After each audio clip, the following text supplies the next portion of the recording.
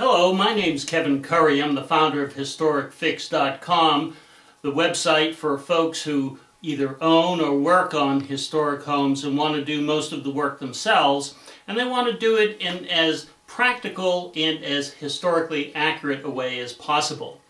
Our first home that we're going to be looking at is a 200-year-old farmhouse, and like most farmhouses or 200-year-old homes, it grew period by period. So you'll see multiple periods represented within the construction of the home. The first thing we're going to start with is window repair. As you know, the old windows are very thin. They're very different than modern windows, and they require a slightly different skill set than you would find in a normal glazer. So let's start out with number one. Hopefully you'll enjoy it and you will keep joining us as we go forward with other editions of HistoricFix.com. This is an example of a 9/6 window. You can see that the break for the window comes not in the middle but 2 rows up. So that means that you're going to have to get custom-made storm windows in order to align and keep the character of the window whole. I like storm windows because it also helps keep the delicate old wood in better shape. This is another example of the 9/6 window. This one's been kept underneath a porch, so you can tell that it's in much better shape. Even though it needs to be scraped and sanded and ultimately repainted, the window is held up remarkably well for something that's nearly 200 years old.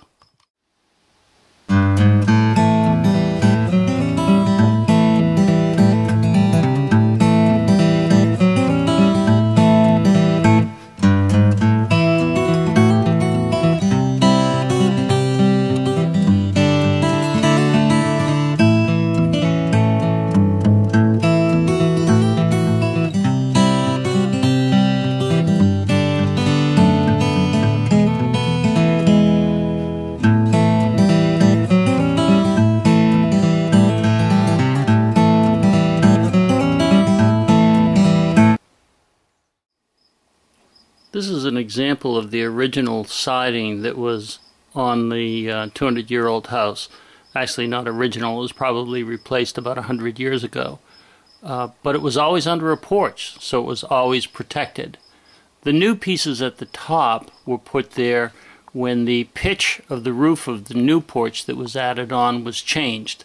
You can see that the new porch followed the same construction techniques of the old porch.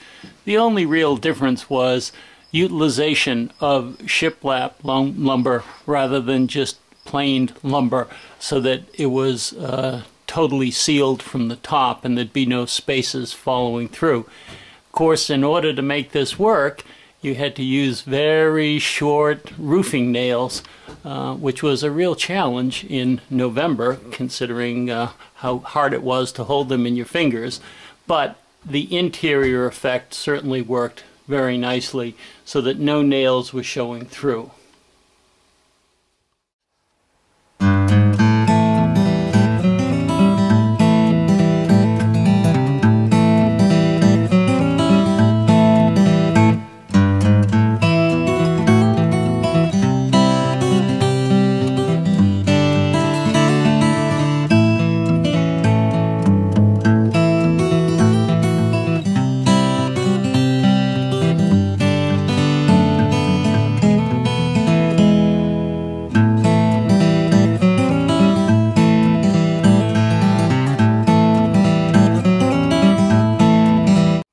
The porch was then completed utilizing 6x6s, 4x4s, and 2x4 construction. You can see the corner posts were the 6x6s, and the support posts, or the crossmember posts for them, were 2x4s. 6x6s were also used as carrying timbers across the top, and then as you'll notice, they were put in shiplap together. Also, one of the things that you might notice is that the 2x4s that made up the screen supports were routed together so that half of the 2x4 cross member horizontal and half of the 2x4 vertical were taken out, and then they were attached. And everything is screwed together so that if screens need to be replaced, they can be easily replaced by just taking off the outside portion. And the screen width was a standard roll width, so that you could get a very broad piece in there without having to make any patches.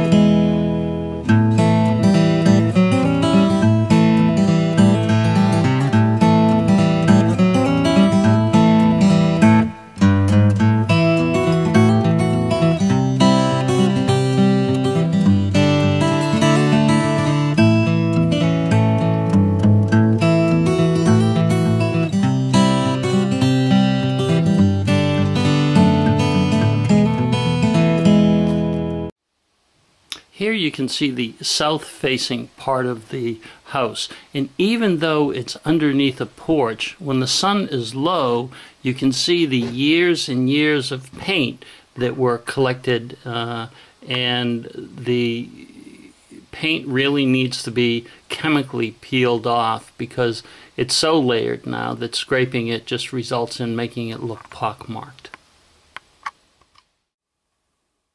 Don't forget to watch our next video at historicfix.com, where we'll start getting into the repairing of the sash and the windows and the buttons and the stiles.